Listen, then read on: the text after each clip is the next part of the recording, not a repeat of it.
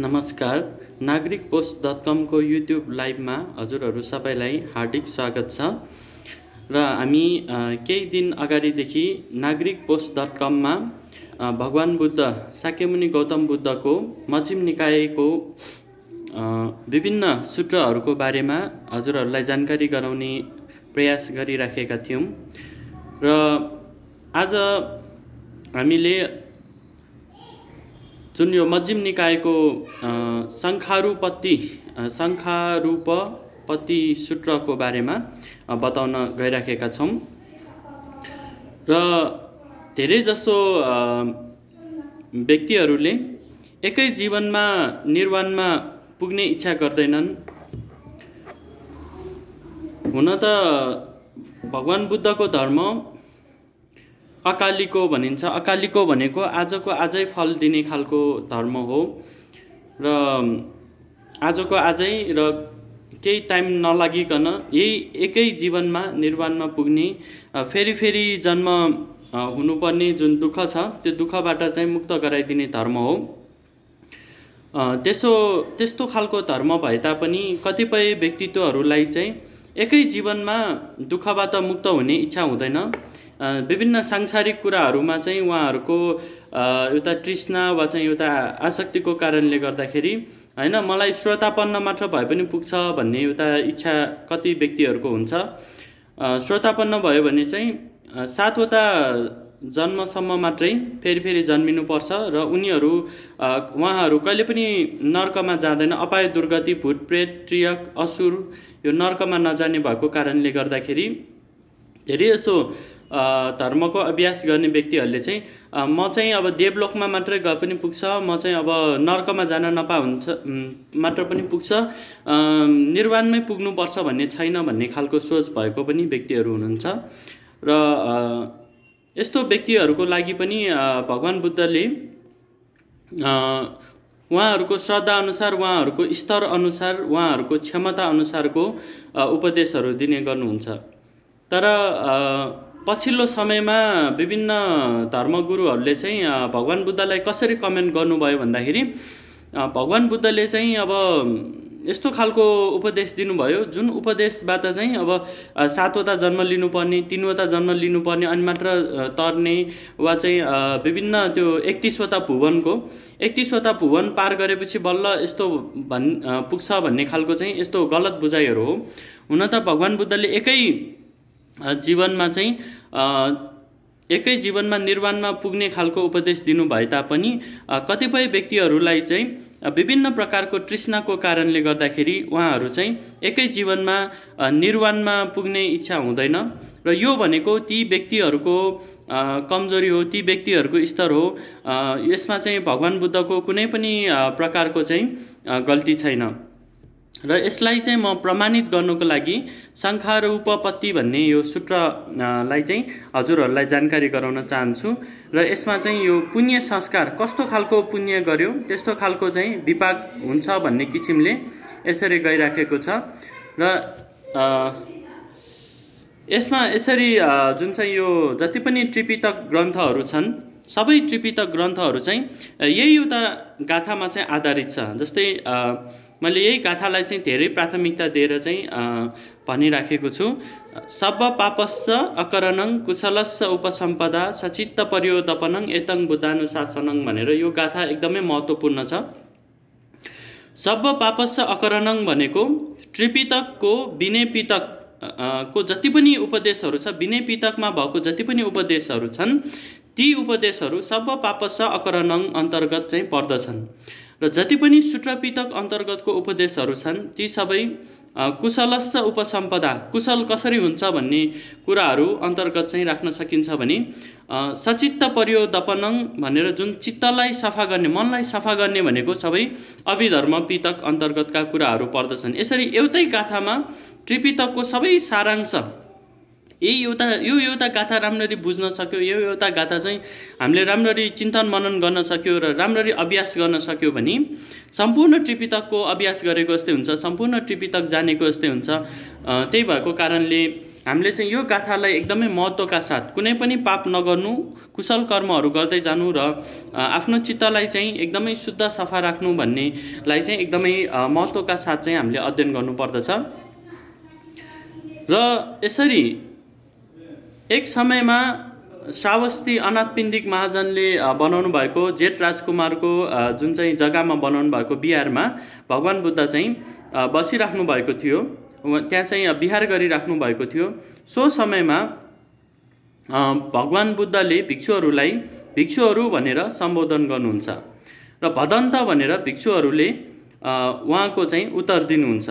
त्यसपछि भगवान्ले यसरी आज्ञा गर्नुभयो, भिक्षुहरू तिमीहरूलाई संखारोपति संस्कारको उत्पत्ति उपदेश दिन लागेको छु, त्यसलाई राम्ररी सुन, राम्ररी ध्यान दिएर सुन, म बताउँछु भनेर चाहिँ भन्नुहुँदाखेरि भिक्षुहरूले हुन्छ हवस् भन्थे भनेर भगवान् बुद्धलाई उत्तर दिनुहुन्छ।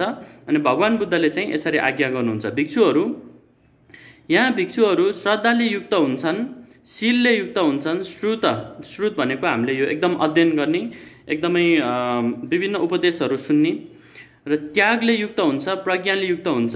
यसलाई चाहिँ अब सत्पुरुष धन पनि भनिन्छ। सदा धनङ, शील धनङ, हिरि ओतप्यङ धनङ, श्रुत धनञ्च चागो च पन्यावे सत्तमङ धनङ भनेर हरेक जो व्यक्तिमा चाहिँ यो धन हुन्छ त्यो व्यक्ति चाहिँ कहिले पनि गरिब हुँदैन भनेर यो सप्तपुरुष धनको कुराहरू उहाँले गर्नुभएको हो। र उसलाई यस्तो हुन्छ, ओहो मेरो शरीर छोडेर गएर पछि मृत्यु भएपछि एकदमै धनी क्षेत्रीयहरूको बिचमा जन्म हुन्थ्यो भनेर यस्तो एउटा चाहिँ मान्छेहरूमा इच्छा हुँदो रहेछ के। हुन त भगवान् बुद्धले यही जन्ममा निर्वाणमा पुगोस् भनेरै दिनुभएको उपदेश, तर मान्छेहरूको तृष्णा, मान्छेहरूको इच्छा चाहिँ यस्तो बलियो हुन्छ कि यही जन्ममा किन निर्वाण हुने, हैन? नर्कमा जान नर्कमा जान नपर्यो वा चाहिँ यो अपाय मात्र बन्द भए पनि पुग्छ, अपाय गतिमा चाहिँ जान नपाए पुगिहाल्छ। अब देवता भएर जन्मिन्छु वा चाहिँ केही भएर जन्मिन्छु, यस्तो यस्तो खालको चाहिँ फेरि फेरि जन्म लिने इच्छा, फेरि फेरि सुख भोग गर्ने इच्छा, यस्तो कारणले गर्दाखेरि चाहिँ मान्छेहरू आफै निर्वाणमा नपुग्ने हो।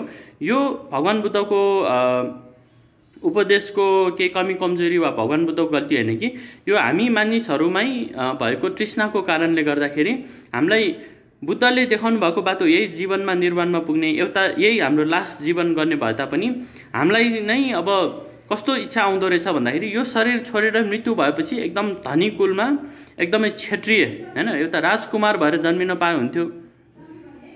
र यसरी चाहिँ एउटा मनमा चित्त आएर चाहिँ उसले सङ्कल्प गर्छ, उसले अधिष्ठान गर्छ, म चाहिँ भविष्यमा एउटा क्षेत्रीय कुलमा राजकुमार राजा भएर जन्मिन पाए हुन्थ्यो, हैन। र यस्तो खालको चित्त उसको मनमा भइराख्छ कि अनि यस्तो संस्कारले गर्दाखेरि, यस्तो विहारले गर्दाखेरि उसले चाहिँ यसरी नै भाविता गर्छ, बारम्बार अभ्यास गर्छ। दान गरे पनि म भविष्यमा यस्तो अर्को जन्ममा चाहिँ राजकुमार हुन पाए हुन्थ्यो भनेर दान गर्छ, शीलमा बस्दा पनि त्यस्तै भनेर शीलमा बस्छ, ध्यान गरे पनि त्यही सोचेर ध्यान गर्छ, हैन।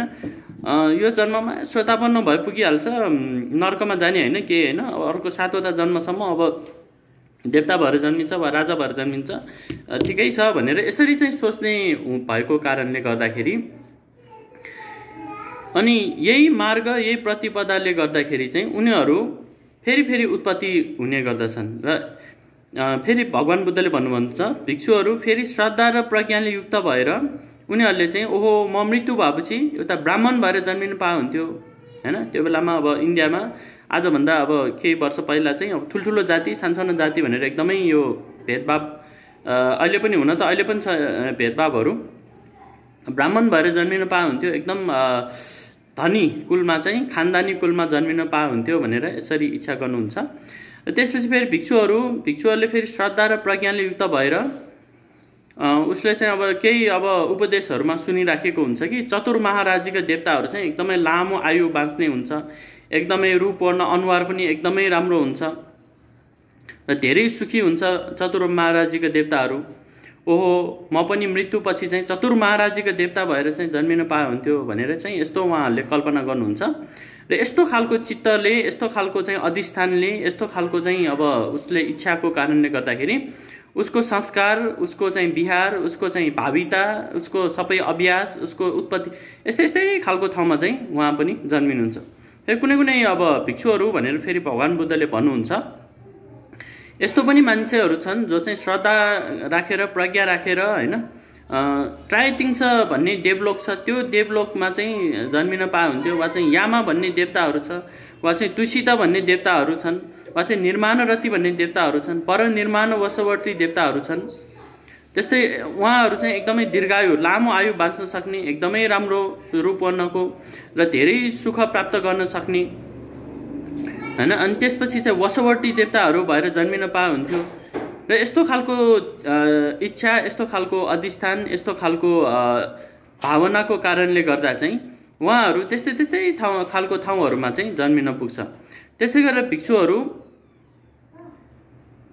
फेरि जुन चाहिँ भिक्षुहरू श्रद्धाको कारणले गर्दाखेरि विभिन्न उसको कारणले गर्दाखेरि चाहिँ ब्रह्मा भएर जन्मिन पाएको भए हुन्थ्यो। ब्रह्माहरू चाहिँ एकदमै लामो आयु हुन्छ, धेरै रूपवर्ण राम्रो हुन्छ, धेरै सुख हुन्छ भनेर चाहिँ ब्रह्मा भएर जन्मिन पाए हुन्थ्यो भनेर यसरी सोच्ने र सहस्रलोक धातु स्मरण गरेर सबै संसारभरिको चाहिँ अब ज्ञाता, संसारभरिको चाहिँ मुख्य मान्छे भएर जन्मिन पाए हुन्थ्यो भनेर यसरी सङ्कल्प, यसरी अभ्यास गर्दाखेरि उनीहरू त्यस्तै त्यस्तै खालको ठाउँमा चाहिँ जन्मिन पुग्ने हुन्छ।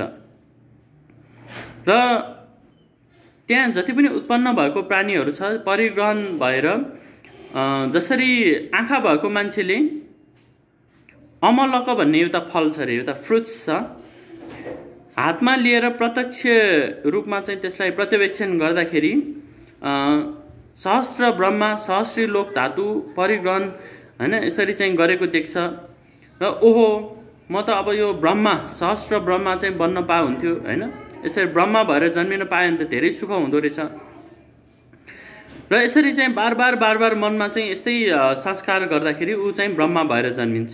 त्यस्तै गरेर भिक्षुहरू भनेर भगवान् बुद्धले फेरि भन्नुभयो, भिक्षुहरू श्रद्धा र प्रज्ञाले युक्त भएर दशसहस्र ब्रह्माहरू होइन, त्रयतिंश त्रिसहस्र ब्रह्माहरू, चतुसहस्र ब्रह्माहरू, पञ्चसहस्र ब्रह्मा, उनीहरू चाहिँ एकदमै दीर्घायु हुन्छ, एकदमै रूप वर्ण एकदम राम्रो हुन्छ र धेरै सुख भएको हुन्छ। र यस्तो भिक्षुहरूले यस्तो सोचेर पञ्चसहस्र ब्रह्मा, पञ्चसहस्र लोक धातुलाई चाहिँ उसले चाहिँ सबै अब कन्ट्रोलमा राखिराखेको हुन्छ। र त्यहाँ जति पनि उत्पत्ति हुने प्राणीहरू छन् उनीहरूलाई परिग्रहण गरेर बसिराखेको हुन्छ। र जसरी एउटा आँखा भएको मान्छेले 5वटा अमलक फललाई चाहिँ हातमा लिएर हेर्दाखेरि, पर्यवेक्षण गर्दाखेरि, त्यस्तै नै पञ्चसहस्र ब्रह्मा, पञ्चसहस्री लोक धातु सबै चाहिँ हेरिराखेको कारणले गर्दाखेरि म मृत्यु भएपछि पञ्चसहस्र ब्रह्मा सहव्यता ठाउँमा चाहिँ जन्मिन पाए हुन्छ र यसरी चाहिँ उसको अजात चित्त यसरी धारण गर्नुहुन्छ। र यस्तो खालको चाहिँ अधिष्ठान गरेर, यस्तो खालको चाहिँ पुण्य गरेर, यसरी चाहिँ विहार गरेर बस्दाखेरि उनीहरू पनि यस्तै यस्तै ठाउँमा चाहिँ जन्म लिन पुग्छन्। त्यस्तै गरेर भिक्षुहरू श्रद्धा र प्रज्ञालाई चाहिँ युक्त भएर उसले चाहिँ विभिन्न पुण्य संस्कारहरू गरेर के विचार गर्छ भन्दाखेरि दशसहस्र भन्ने चाहिँ ब्रह्माहरू हुनुहुन्छ, उनीहरू एकदमै दीर्घायु, एकदम धेरै आयुसम्म बाँच्ने, एकदमै सुख पाएको, सहस्र लोक धातु स्मरण गरेको, यस्तो यस्तो खालको चाहिँ एकदमै चमकदार, एकदम सफा ठाउँमा बस्ने, एकदम निर्मल ठाउँमा बस्ने, एकदम चमकदार, एकदम मलिन, एकदमै राम्रो खालको जातको वैदुर्य पाण्डु कमल, एउटा चाहिँ कमलको फुलमा चाहिँ, रातो खालको कमलको फुलमा चाहिँ आनन्दले एकदमै चमकदार, चमक धमक गरेर चाहिँ चम्केर बस्ने भएको हुँदाखेरि म पनि यस्तो भएर जन्मिन पाए हुन्थ्यो भनेर चाहिँ उहाँहरूले यसरी इच्छा गरेर पुण्य गर्नुहुन्छ, अधिष्ठान गर्नुहुन्छ। त्यसको कारणले गर्दाखेरि उहाँहरू त्यस्तै त्यस्तै ठाउँमा चाहिँ जन्मिनुहुन्छ। त्यस्तै गरेर भिक्षुहरू श्रद्धा र प्रज्ञाले युक्त हुन्छन् र यस्तो चाहिँ सुनिराखेको हुन्छ। शतसहस्र ब्रह्मा भन्नेहरू एकदमै लामो आयुको हुन्छ, एकदमै राम्रो रूपवर्ण अनुहार एकदम राम्रो हुन्छ, धेरै सुख भएको हुन्छ। र यसरी सुनेर चाहिँ उसले चाहिँ म पनि अब यस्तै भएर जन्मिन पाए हुन्थ्यो भनेर, र जसरी एउटा सुनको काम गर्ने मान्छेले उल्का एउटा चाहिँ एउटा जुन चाहिँ यो सुनलाई एकदम तल्काएर रातो रेडिस गोल्ड भन्छ यसलाई। रेडिस गोल्ड भनेको एकदमै नम्बरी सुन 24 क्यारेटको रेडिस गोल्ड जस्तै एकदम रातो बनाएर र यसरी चाहिँ एकदम चमक धमक गरेर सुनको ज्वेलरीले एकदमै सुनको सबै लगाएर यसरी बसिराखेको यस्तो भएर जन्मिन पाए हुन्थ्यो भनेर चाहिँ सोच्ने हुन्छन्। र त्यस्तै गरेर श्रद्धाले प्रज्ञानले युक्त भएर धर्महरू सबै गरेर आभा भन्ने देवताहरू भएर जन्मिन पाए हुन्थ्यो, परिताभा भन्ने देवताहरू भएर जन्मिन पाए हुन्थ्यो, अप्रमाणभा देवताहरू भएर जन्मिन पाए हुन्थ्यो, आभास्वर देवताहरू भएर जन्मिन पाए हुन्थ्यो। उहाँहरू एकदमै लामो आयु बाँच्ने, एकदमै रूप राम्रो र धेरै सुख पाउने यस्तो भएकोले ओहो म पनि मृत्युपछि, मेरो मृत्युपछि चाहिँ यस्तो आभास्वर देवता भएर जन्मिन पाए हुन्थ्यो भनेर यसरी इच्छा राखेर धर्म गर्ने मान्छेहरू पनि छन्। र भिक्षुहरू त्यस्तै श्रद्धा र प्रज्ञानले युक्त भएर परिताप देवता भएर जन्मिन पाए हुन्थ्यो, अप्रमाण शुभ देवता भएर जन्मिन पाए हुन्थ्यो, शुभ किन्नक देवता भएर जन्मिन पाए हुन्थ्यो। उहाँहरू भएर जन्मियो भने चाहिँ एकदम लामो आयु हुन्छ, एकदमै रूपवर्ण राम्रो हुन्छ, एकदमै मृत्युपछि चाहिँ शुभ कृष्ण देवताहरू भएर जन्मिन पाए हुन्थ्यो भनेर यस्तो यस्तो इच्छाको कारणले गर्दाखेरि त्यस्तै यस्तै ठाउँमा चाहिँ उहाँहरूको जन्म हुन्छ। र आज हामी nagarikpost.com को लाइभमा छौँ र मजिम निकायको बारेमा भगवान बुद्धले बताउनु भएको सूत्रको बारेमा चाहिँ हामी चर्चा गरिराखेका छौँ र कस्तो कस्तो इच्छा गऱ्यौँ भने कस्तो कस्तो भएर जन्मिन्छ भनेर। र श्रद्धा र प्रज्ञानले युक्त भएर बृहत फल देवताहरू, अविह देवताहरू, अतप्य देवताहरू, सुदर्श देवताहरू, सुदर्शी देवताहरू, अकिनिष्ठ देवताहरू, यसरी उहाँहरू एकदमै दीर्घायु लामो आयु बाँच्न सक्ने एकदमै सुख भएको र यसरी अकनिष्ठ देवता भएर जन्मिन पाए हुन्थ्यो, उहाँहरूको बीचमा जन्मिन पाए हुन्थ्यो भनेर यसरी इच्छा गर्ने हुन्छन्। र कुनै कुनै मान्छेहरूले श्रद्धा र प्रज्ञानले युक्त भएर यसरी सुनिराखेको हुन्छ, आकाशन्यायतन ध्यान गर्यो भने, आकाशन्यायतन ध्यान प्राप्त गर्यो भने एकदमै लामो आयु हुन्छ, एकदमै रूपवर्ण राम्रो हुन्छ, एकदमै धेरै सुख हुन्छ र यस्तो कारणले म मृत्युपछि, म मरेपछि आकाशन्यायतन प्राप्त गरेको देवताहरूको बीचमा जन्मिन पाए हुन्थ्यो भनेर यस्तो इच्छा गर्ने पनि मान्छेहरू हुन्छन्। र त्यस्तै गरेर कुनै मान्छेहरू श्रद्धा र प्रज्ञानले युक्त भएर उहाँले चाहिँ यस्तो सुनिराखेको हुन्छ कि विज्ञानयतन भन्ने ध्यान प्राप्त गर्यो भने एकदमै लामो आयु हुन्छ, एकदमै अनुहार राम्रो हुन्छ, एकदमै धेरै सुख प्राप्त हुन्छ, त्यही भएर यस्तो ठाउँमा चाहिँ जन्म लिन पाए हुन्थ्यो भनेर सुनिराखेको हुन्छ। र त्यस्तै गरेर श्रद्धा र प्रज्ञानले युक्त भएर कोही चाहिँ आकिञ्चन्यायतन चाहिँ ध्यान प्राप्त गर्यो भने यस्तो खालको नैव संज्ञा नासंज्ञा यतन ध्यान प्राप्त गर्यो भने देवताहरूको बीचमा एकदम दीर्घायु लामो आयु हुन्छ, धेरै सुख हुन्छ, अनुहार पनि एकदमै राम्रो चम्किलो भएर जन्मिन्छ र मेरो मृत्युपछि नैव संज्ञा नासंज्ञा यतन प्राप्त गरेको देवताहरूको बीचमा जन्मिन पाए हुन्थ्यो। र यसरी उसले चित्त धारण गरेर अधिष्ठान गरेर र यसरी जुन चाहिँ यो लोकान्तर जुन चाहिँ एकदमै मेहनत गरेर बारम्बार यस्तो विचार गरेर त्यस्तै यस्तै ठाउँमा चाहिँ जन्म लिन पुग्छ। यसरी भिक्षुहरू कोही चाहिँ श्रद्धाले, शील, श्रुत, त्यागले, प्रज्ञानले युक्त भएर ओहो म आश्रव क्षय गरेर, आश्रव क्षय र चित्तो विमुक्ति, आफ्नो चित्तलाई चाहिँ नराम्रो क्लेशहरूबाट मुक्त गरेर प्रज्ञा विमुक्ति भएर यही जन्ममा स्वयं आफैले साक्षात्कार गरेर प्रज्ञा विमुक्तिलाई चाहिँ यही जन्ममा साक्षात्कार गर्न पाए हुन्थ्यो भनेर आश्रव क्षय र आश्रव रहित चेतो विमुक्ति, प्रज्ञा विमुक्तिलाई चाहिँ यही जन्ममा प्राप्त गर्न पाए हुन्थ्यो भनेर र यस्तो गर्ने भिक्षुहरू पनि उनीहरू फेरि फेरि उत्पत्ति हुँदैन, उनीहरू चाहिँ फेरि फेरि जन्म लिनु पर्दैन। त्यही भएको कारणले गर्दाखेरि मानिसहरू फेरि फेरि जन्म लिनु भनेको त्यो मानिसहरूको गल्ती हो, भगवान बुद्धको गल्ती होइन। भगवान बुद्धले चाहिँ आश्रवक्षय ज्ञानलाई बताउनु भएको छ, यही जीवनमा यही जीवनलाई चाहिँ अन्तिम बनाउने, फेरि फेरि जन्म लिनु नपर्ने ज्ञान दिनु भए तापनि उदाहरणको लागि अनाथ पिण्डिक महाजनहरू, त्यस्तै विशाखा महाउपासिका भयो, उहाँहरूलाई चाहिँ यही जीवनमा निर्वाण पुग्नु छैन कि फेरि अब यो संसारमा अझै रमाइलो गरौँ भन्ने खालको, अब नर्कमा जान नपरे पुगिहाल्यो, प्रेतमा जान नपरे पुगिहाल्यो, असुर भएर जन्म लिनु नपरे पुगिहाल्यो, कुनै एउटा देवलोकमा गएर सुख भोग गरेर बस्छु भनेर उहाँहरूको त्यस्तो सोचले गर्दा नै उहाँहरू चाहिँ निर्वाणमा नपुग्ने हो। भगवान बुद्धले चाहिँ पूर्ण रूपमा आजको आजै अकालीको भनिन्छ यो धर्म चाहिँ राम्ररी भगवान बुद्धको दर्शन पाएर उहाँको 2 शब्द सुन्दाखेरि निर्वाणमा पुगेको कति घटनाहरू छन्। दुःखबाट मुक्ति भएको कति घटनाहरू छन्। तैपनि अब मान्छेहरूको अज्ञानताको कारणले गर्दा चाहिँ फेरि फेरि जन्म लिने हुनेछ। र यही प्रसङ्गमा अर्को एउटा हाम्रो गलत बुझाइ के छ भन्दाखेरि महायान बुद्ध धर्ममा म निर्वाणमा सबै प्राणीहरू एउटा कमिला पनि निर्वाणमा नपुगेसम्म म पनि निर्वाणमा पुग्दिनँ भनेर चाहिँ करुणामय, जुन चाहिँ तिब्बतन भाषामा चेङ्रेसी भनिन्छ, करुणामय अवलोकितेश्वर, र यहाँ चाहिँ अब हिन्दू र बुद्धिस्टहरू भएको जुन यो हाम्रो समाजमा मच्छिन्द्रनाथ पनि भनिन्छ, उहाँले चाहिँ एउटा के भन्नुहुन्छ भन्दाखेरि एउटा सानोभन्दा सानो कमिलाहरू भुसुनाहरू पनि दुःखबाट मुक्त नभएसम्म म चाहिँ दुःखबाट मुक्त हुँदिनँ भनेर चाहिँ एउटा यस्तो खालको सङ्कल्प गर्नुहुन्छ। र यस्तो सङ्कल्पलाई चाहिँ मान्छेहरूले के सोच्छ भन्दाखेरि यो महायान भनेको चाहिँ एकदमै गलत रहेछ, यिनीहरू चाहिँ फेरि फेरि जन्म लिने इच्छा गर्दो रहेछ, हामीलाई त अब यो थेरवाद नै ठिक छ, थेरवादमा एकै जन्ममा निर्वाणमा पुग्छ भन्ने खालको यस्तो गलत बुझाइहरू चाहिँ रहेको छ। वास्तवमा उहाँ चेङ्रेसी, जुन चाहिँ चाइनिज भाषामा क्वाङ्गिन भनिन्छ, तिब्बतन भाषामा चेङ्रेसी भनिन्छ, नेवार जुन चाहिँ अब हाम्रो अवलोकितेश्वर करुणामय, उहाँ बुद्ध भइसक्नु भएको छ। र उहाँले यस्तो खालको सङ्कल्प गर्नुको कारण चाहिँ के हो भन्दाखेरि एउटा सानो कमिला पनि निर्वाणमा नपुगेसम्म म पनि निर्वाणमा पुग्दिनँ भनेर यस्तो सङ्कल्पले चाहिँ उहाँलाई एउटा भित्रैबाट एकदमै एक्टिभ गर्छ कि भित्रैबाट एक्टिभ गरेर उहाँले चाहिँ अब जति सक्छ धेरै बुद्धको शिक्षा प्रचार गरेर धेरैभन्दा धेरै मान्छेलाई चाहिँ राम्रो बाटो देखाउनलाई चाहिँ उहाँले पुरा कोसिस गर्नुहुन्छ।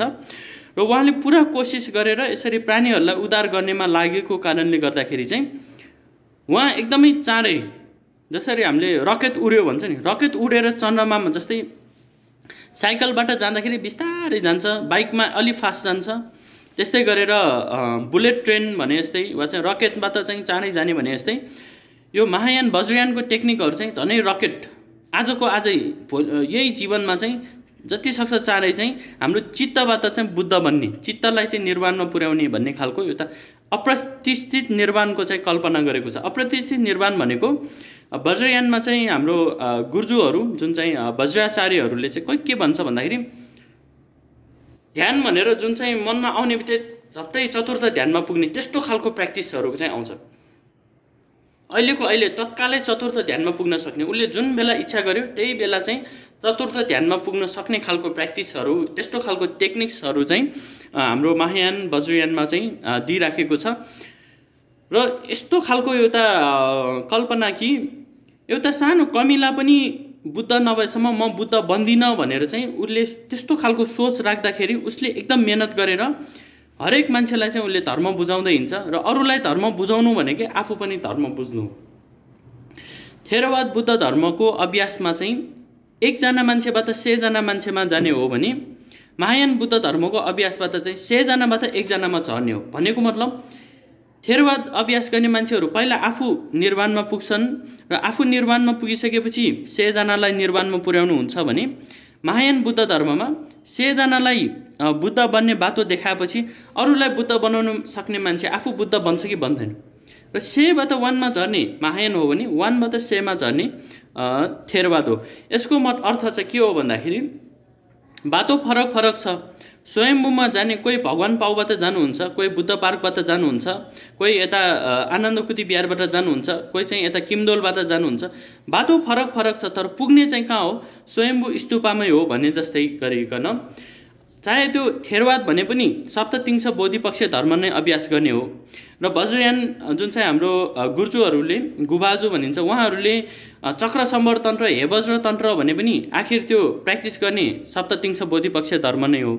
र महायानले पारमिता भने पनि पुण्य सम्भार, यो ज्ञान सम्भार जे भने पनि आखिर जाने एउटै बाटो हो, प्र्याक्टिस एउटै हो, गर्ने काम एउटै हो। र फरक के छ भन्दाखेरि फरक गुरुहरू फरक छ।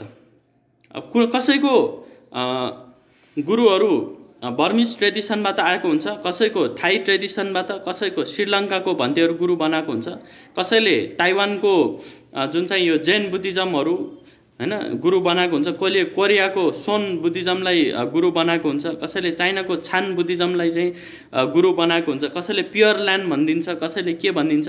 जे भने पनि आखिर हामीले गर्नुपर्ने कुराहरू यही सप्ततिंश बोधिपक्षीय धर्मकै अभ्यास गर्ने हो र यसैबाट चाहिँ हामीहरूले मोक्ष प्राप्त गर्ने हो वा चाहिँ निर्वाणमा पुग्ने हो। र अर्को एउटा हाम्रो बुद्ध धर्ममा चाहिँ यो शून्यता भन्ने जुन फिलोसफी छ, आचार्य नागार्जुन ले चाहिँ प्रतिपादन गर्नुभएको शून्यता फिलोसफी, यसमा पनि अनेक थरीको चाहिँ मान्छेहरूको चाहिँ भनाइरहेको छ। र वास्तवमा यो शून्यता ज्ञान चाहिँ शाक्यमुनि बुद्धले 2600 वर्ष अगाडि नै देशना गर्नुभएको छ र यो चाहिँ त्रिपिटकको मजिम निकाय अन्तर्गतमा चाहिँ यो चूल शून्यता महाशून्यताको कुराहरू छन्। र यसैलाई आचार्य नागार्जुन संसारको यस्तो एउटा व्यक्ति हुनुहुन्छ जसले चाहिँ अब एक वर्षावासमा चाहिँ त्रिपिटक पुरै कण्ठ गर्नुभएको थियो। उहाँले एकदमै फास्ट त्रिपिटक कण्ठ गर्ने उहाँमा क्षमता थियो र त्यो त्रिपिटकलाई चाहिँ सारांशमा मुख्य कुरा चाहिँ यो हो भनेर एउटा शून्यता फिलोसफीलाई चाहिँ अगाडि सार्नु भएको छ। र आज हामीहरू यो चूल शून्यता सूत्रको बारेमा पनि अलिकति जानकारी लिन गइराखेका छौँ। भगवान बुद्धले चाहिँ शून्यता विहारं विहार शून्यतामा चाहिँ विहार गर्नुहोस्, शून्यताको ध्यान वा शून्यतामा बसेर विहार गर्नुहोस् भनेर चाहिँ यसरी भन्नुभएको एउटा सूत्र रहेको छ। र एकचोटि भगवान बुद्ध श्रावस्तीमा मृगार माता जुन चाहिँ पूर्वाराम विहारमा उहाँले बनाउनु भएको पूर्वाराम विहारमा चाहिँ बसिराख्नु भएको थियो। र त्यो समयमा आयुष्मान आनन्द भन्थे उहाँ पनि त्यहीँ हुनुहुन्थ्यो र उहाँ चाहिँ प्रति सल्लान भन्ने ध्यानमा चाहिँ ध्यानबाट उठेर भगवान जहाँ हुनुहुन्थ्यो त्यहाँ जानुभयो र त्यहाँ गएर भगवानलाई अभिवादन गरेर एक साइडमा बस्नुभयो र एक साइडमा बस्नुभएको भगवान आयुष्मान आनन्द भन्तेले भगवानलाई यसरी बिन्ती गर्नुभयो। भन्ते एकचोटि भगवान चाहिँ शाक्य जनपद नगरक भन्ने ठाउँमा शाक्यहरूको निगममा चाहिँ विहार गरिराख्नु भएको थियो र त्यहाँ चाहिँ भगवानले भगवानको मुखार बिन्दुबाट चाहिँ के सुन्न पाएँ भन्दाखेरि भगवान जुन चाहिँ यो शून्यताको बारेमा चाहिँ मैले सुन्न पाएँ। यसरी चाहिँ उहाँले भन्नुभयो, आनन्द यस समयमा शून्यता विहारले विहार गर्ने बारे चाहिँ उपदेश दिन्छु र यसलाई एकदमै ध्यान दिएर एकदमै राम्ररी सुन्नु, एकदमै गम्भीर विषय हो भनेर चाहिँ यसलाई चाहिँ एकदम ध्यान दिएर सुनेर यसलाई चाहिँ धारण गर्नु, अभ्यास गर्नु भनेर भन्नुभयो। र साँच्चै हो आनन्द, यो एकदमै राम्ररी सुन्नु भएको हो। राम्ररी यसरी चाहिँ शून्यता विहार गर्नुपर्छ। यसरी जस्तै मृगार माताको प्रासादमा हात्तीहरू अनि गाईहरू, खच्चरहरू, घोडाहरू नभएको, घोडाहरू केही नभएको शून्य हो र सुन चाँदी नभएको हो। केटा र केटीहरू जुन चाहिँ सन्निपात भएर, जस्तै यो हाम्रो भाषामा भन्दाखेरि यो हुलुल भएर जाने, यस्तो चाहिँ नभएको ठाउँ हो। एकदमै भिक्षुसँग पनि धेरै नभएको, यस्तै नै भिक्षु ग्राम संज्ञा, गाउँको पनि विचार नआउने, मनुष्यहरूको पनि विचार नआउने, जङ्गलको मात्रै एउटा विचार आएर जङ्गलमा चाहिँ एउटा ध्यान गरिराख्ने ठाउँ हो। यो चाहिँ अरण्य संज्ञा भनेर जङ्गलको मात्रै विचार गरेर एकदमै प्रसन्न भएर ध्यान गर्ने लायकको ठाउँ हो। एकदमै एकै ठाउँमा बसिराख्ने, यसरी जुन चाहिँ ग्रामको संज्ञा, गाउँमा चाहिँ अब धेरै मान्छेहरू भयो भने विभिन्न कुराहरू सुन्नुपर्ने, विभिन्न अब पीडाहरू आउने, उनीहरू पनि अब यहाँ चाहिँ छैन। एउटै मात्र जुन चाहिँ यो जङ्गलको बारेमा मात्रै सोचेर ध्यान, जङ्गलमा चाहिँ एकाग्र भएर ध्यान गर्ने ठाउँ रहेछ। गाउँको पनि टेन्सन छैन, मान्छेहरूको पनि टेन्सन छैन, केही पनि टेन्सन छैन, यो चाहिँ शून्य ठाउँ हो। यसरी चाहिँ अरण्य संज्ञा भन्ने चाहिँ र यसरी बस्दाखेरि यो पनि अब छैन भनेर चाहिँ यसरी परिशुद्ध शून्यतामा चाहिँ प्रवेश गर्न सकिन्छ। जङ्गलको पनि जुन चाहिँ हल्लाहरूलाई चाहिँ अतिक्रमण गरेर एकदमै परिशुद्ध शून्यतामा चाहिँ प्रवेश हुन्छ। र भिक्षुहरू संज्ञालाई अरण्य संज्ञालाई पनि मनमा नराखिकन, अब गाउँको कोलाहल छैन, मान्छेहरूको कोलाहल छैन, जङ्गलको पनि कोलाहललाई चाहिँ शान्त गरेर केवल पृथ्वी संज्ञालाई मात्र ध्यान गर्नुहुन्छ। पृथ्वी कसिन ध्यान भनिन्छ। पृथ्वी संज्ञामा आफ्नो मन लगाएर आनन्दले चाहिँ यसरी बसिराख्नुहुन्छ। त्यस्तै गरेर जसरी यो गोरुहरूको छालालाई सेवता किलाले ठोकेर तन्कापछि त्यो चाहिँ काचाकुचुक हुँदैन, त्यस्तै गरेर यो पृथ्वी संज्ञालाई राम्ररी ध्यान गर्न सक्यो भने पृथ्वीको तलमाथि खाल्लाखुल्ली ठुलो सानो यस्तोलाई चाहिँ नदीहरू अनि त्यस्तै गरेर ढुङ्गाहरू पर्वतहरू सबै कुराहरू चाहिँ मनमा नराखिकन पृथ्वी मात्रै भनेर चाहिँ यसरी ध्यान राख्दाखेरि हाम्रो मन एकदमै बसमा आउँछ, मन चाहिँ एकचित्त एकाग्र हुन्छ र उसले यसरी बुझ्छ कि मनुष्य संज्ञालाई लिएर जुन एउटा मान्छेहरूको विभिन्न कुराहरू सुन्नु पर्दाखेरि टेन्सन हुने हो, त्यसै गाउँको विभिन्न टेन्सनहरू हुने हो, ती टेन्सनहरू हुँदैन, एकदमै शून्यमा हुन्छ, अरण्य संज्ञामा हुन्छ। यसरी यो शून्यलाई चाहिँ उसले लिन्छ र त्यसपछि यो छ भनेर चाहिँ शून्यतामा चाहिँ प्रवेश हुन्छन्। र यसरी जङ्गलको जुन संज्ञालाई चाहिँ पृथ्वी संज्ञा भएर चाहिँ आकाश न्यायतन ध्यानमा पुग्नुहुन्छ। आकाश न्यायतन संज्ञा उहाँको चित्त चाहिँ एकदमै लगाएर बस्नुहुन्छ र त्यस्तै गरेर जङ्गलको संज्ञाबाट मुक्त भएर पृथ्वी संज्ञा जुन दरत यसमा पनि बस्नुहुन्छ र पृथ्वी संज्ञाको जुन टेन्सन छ त्योबाट पनि मुक्त भएर आकाश न्यायतन ध्यानमा चाहिँ लाग्नुहुन्छ र यसरी अरण्य संज्ञा पृथ्वी संज्ञा यो सबै शून्य बनाएर त्यसलाई चाहिँ शून्य बनाएर आकाश न्यायतन ध्यानमा जानुहुन्छ र यसलाई पनि शून्य बनाएर यसरी शून्यतामा प्रवेश गर्नुहुन्छ। त्यही भएर यहाँ मेन बुझ्नुपर्ने कुरा के छ भन्दाखेरि मान्छेहरूले शून्य भनेको केही छैनलाई चाहिँ शून्य भन्छ, तर हाम्रो बुद्ध धर्ममा चाहिँ के छ भन्दाखेरि नभएको कुरा भएर आउनेलाई नै शून्य भनिन्छ। जस्तै पहिला चाहिँ मान्छेहरूको गाउँमा एकदम मान्छेहरूको टेन्सन छ, त्यसलाई छोडेर मान्छेहरूसँग भेटघाट नगरिकन भिक्षुहरू साथीहरू कुरा नगरिकन जङ्गलको मात्रै कोलाहलमा चाहिँ जङ्गलको आवाजहरूमा ध्यान गर्नुहुन्छ र त्यसलाई पनि अतिक्रमण गरेर पृथ्वी संज्ञामा ध्यान गर्नुहुन्छ र पृथ्वीमा पनि जुन चाहिँ खाल्लाखुल्लीहरू ढुङ्गा पहाडहरू कतै माथिल्लो कतै बेसी कतै तार यस्तोहरू केही कल्पना नगरिकन पृथ्वी संज्ञा मात्रै ध्यान गर्नुहुन्छ र त्यसलाई पनि शून्य बनाएर आकाश न्यायतन ध्यान गर्नुहुन्छ। नभएको कुरा भएर आउनुलाई नै हाम्रो बुद्ध धर्ममा चाहिँ शून्यता भनिन्छ र नर्मल मान्छेहरूले चाहिँ केही नभएको खाली ठाउँ